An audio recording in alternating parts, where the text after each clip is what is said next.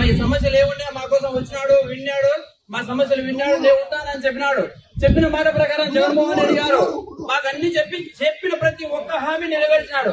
పేద ప్రజల కోసం ఆయన 3000 కిలోమీటర్ పాదయాత్ర చేసి వాళ్ళ కష్టాలు విని మీ అందరికీ నేను న్యాయం చేస్తానని చెప్పినాడు. చెప్పిన విధంగా న్యాయం చేసినాడు.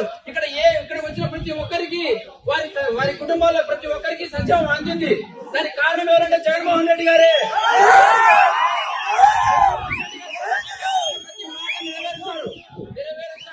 ఆయన మా కోసం ఉంటాడు కూడా, ఎప్పటికి కూడా ఆయన మాతో ఉంటాడు. మీరు అన్ని చెప్తున్నారు కానీ మీ కుటుంబ సమస్యలేవో మీరు చెప్తున్నారు, కారణలేవో అవి మీరు వ్యక్తిగతంగా ఉన్నాయి. కానీ మీరు ఈ రోజు తెలంగాణలో కూడా చెప్పారు, నేను తెలంగాణలో ఉంటాను, మీకోసం ఉంటాను, పోటీ చేస్తాను